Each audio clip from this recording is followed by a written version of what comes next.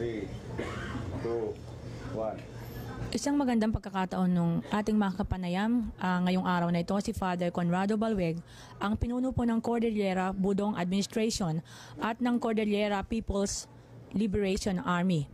Narito po siya at tatanungin po natin ng ilang mahalagang katanungan.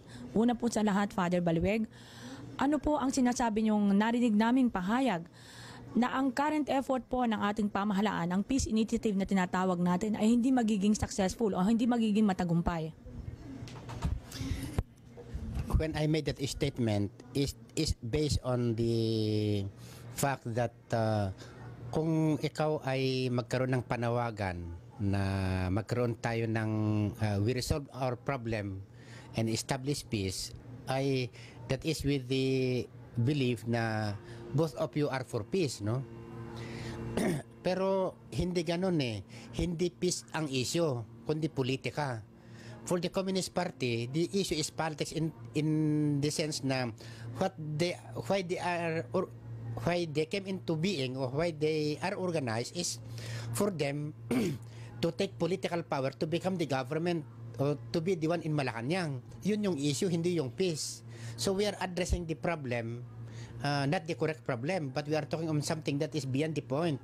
So the NPA is created in order for the Communist Party to be the ones in government. That is the issue. So what peace are we talking about? Hindi man peace yung issue sa Communist Party, kundi sa kanila ang issue ay politika. Yun ang gusto kong igiit na while the government is addressing the issue of peace, because yun kasi ang nimamount ng NPA o Communist Party na they are for peace, ano?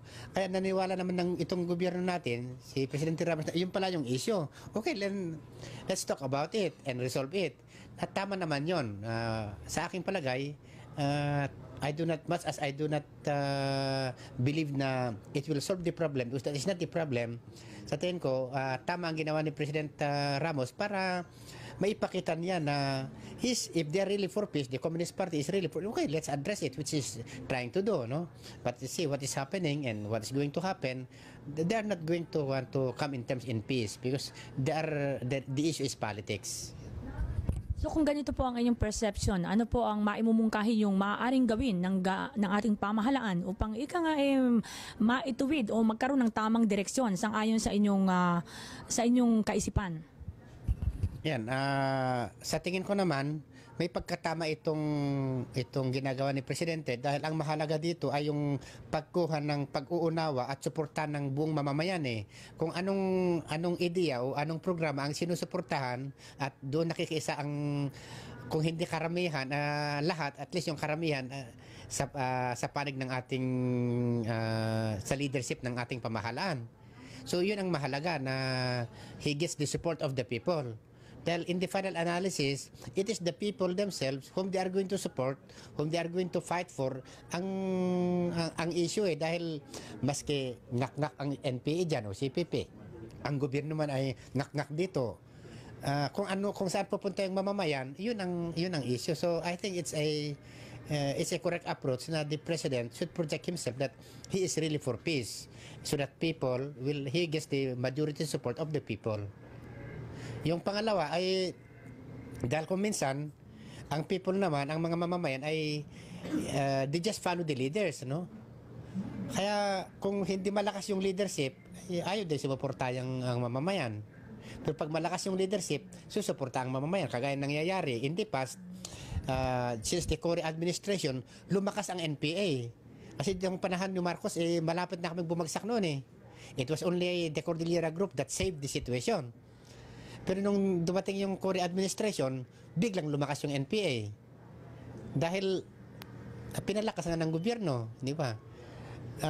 In the final analysis, it is the strength of the military that is vital in the defeat of the NPA. Pag hindi malakas yung militar, ay paano naman magkaroon ng lakas ng loob ang mamamayan para suportahan ng gobyerno o makiisa sa gobyerno, dahil pinapatay din sila ng NPA. So in the end, it is the military that should be strengthened and supported by the whole government machinery as the principal force to go against the NPA. Sinabi po niyo yan, ibig niyo sabihin patuloy pa rin na dapat ipagpatuloy pa rin po ba ang armadong pakikibaka ng parehong puwersa? I mean, the government troopers against the CPP-NPA. Ang punto ko ay hindi ipagpatuloy, kundi ang punto ay ano ang tamang solusyon na pag-resolve sa mga NPA na hindi naniniwala sa peace, kundi ang kanilang agenda ay politika. So, kung ang kanilang agenda ay to establish political power, to grab political power, and they can only do that by arms, anong pag-uusap natin na peace are we talking about? So, we have to, anyway, we have met them already na akala natin they are for peace. O sige, ayaw naman nila.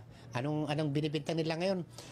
Total war policy daw ang gobyerno. Anong total war policy? Pinalayan na nga yung mga kasamahan nila sa Bilanggo. And yet, nimamouth pa nila na when President Ramos came to the Cordilleras, ano yung kanilang slogan doon? Stop total war policy.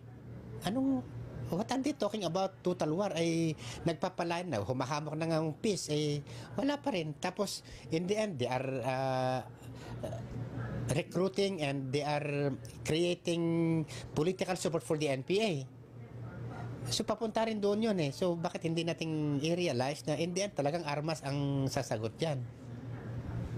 Sa palagay po niyo, ang assessment niyo po ngayon, Father Balweg, ang CPP-NPA po ba, ang partido pong ito ay malakas pa o humihina na katulad po ng nababalita sa pahayagan? It is not true na yung sabi natin na malakas pa na parang it's a threat to the government. It will never be a threat and it had never been a threat. Bukod lang sa propaganda, no? And being with them for so many years, wala, they will just spatter out. Matutuyo din yan. Pero pag gusto nating mabilis, di pabilisin natin. Yung punto na sila ay humihina ngayon, kung i-compare mo doon sa panahon ni Marcos at panahon ni Cory, siguro mas doon nating i-picture, no? Ilarawan dahil yung paghina naman dapat may reference ka. Sa ngayon, sa tingin ko, temporary na yung NPA as an organization, yun na out of the picture dahil yung legal, yung non-armed group naman ang nasa picture ngayon eh. Kaya nung kapanahonan ni Cory, nagkaroon ng negotiation, yung negotiation ang maging lumakas. Pero when that collapse, ang lumakas yung NPA. Dahil nakapag-recruit sila, nakapag-revitalize sila. Na ito ngayon uli ang ginagawa nila ngayon. So, I believe that very soon, lilitaw uli na it is the NPA that will come in the front again. Sa palagay po nyo sa ngayon, marami raw pong sumusukong mga rebelde, no?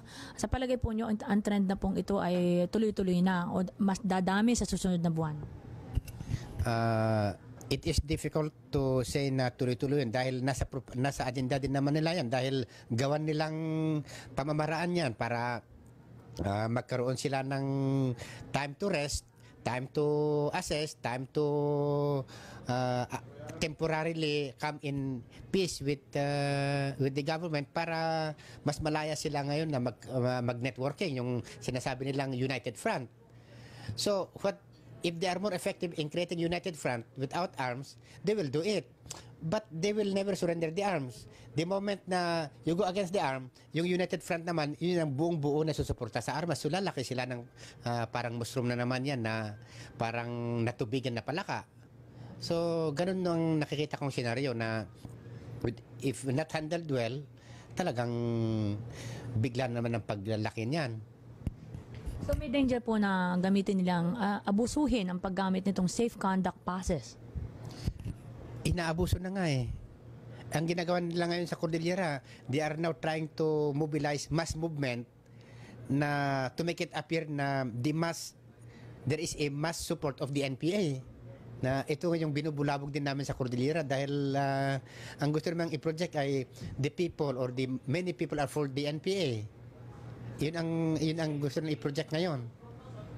Sa ngayon po, bilang pinuno ng Cordillera Budong Administration at pinuno rin ng Cordillera People's Liberation Army, ano pong pwede niyong ipahatid na mensahe sapagkat alam ko pong nagmamadali kayo? Mensahe po, pareho po sa panig ng pamahalaan at sa panig po ng mga rebelding grupo. Sa panig ng pamahalaan naman ay dapat masinsinan nilang pag-aralan yung final resolution of the Cordillera problem is that provision of the autonomy that has to be realized within this administration sana dahil hindi nga naging matagumpay nung kapanahonan ni Cory. So that should be the message to this government is iyo po yun ang issue ng autonomy with the correct people, correct, and this is those people who really fought for autonomy, hindi yung iyo po yung autonomy issue sa mga taong anti-autonomy. Dahil yun ang nangyari when they drafted the Organic Act before, they sat with people who were anti-autonomy and drafted the Organic Act. So we rejected the provision. So ang panawagan ko naman with this leadership now is to sit down with us who really fought and struggled for the establishment of a autonomous government in the region. Dahil it's not yet in place Yung sa NPA naman, ang panawagan ko sa kanila, kung makikinig sila sa panawagan, ay mag-aral muna sila at tignan nila kung ang kanilang ang epekto ba ng kanilang paniniwala ay nakapagbibigay ng buhay sa mamamayan o ang daming napatay. Kasi they always blame the government na the government has killed so many people. Mas marami ang pinatay ng NPA na mahirap na mamayan kaysa yung napatay ng mga AFP noon. Ang napapalabas parang ang AFP ang nagkakamali. Pero if you look at the data, mas maraming pinatay ng NPA. Even missionaries, priests, in the Cordilleras, si Father Leo, an old missionary, they just liquidated him and inilibing nila na hindi na namin alam kung nasaan si Father Leo. Yung mga Protestant pastors, yung mga tribal leaders na ang dami nilang pinatay, maski yung mga liquidation sa mga bata. Ay, ang dami. If you put together how many were killed by the NPAs in the Cordillera, is not even 50% of what was in the meantime killed in sa crossfire by the AFP.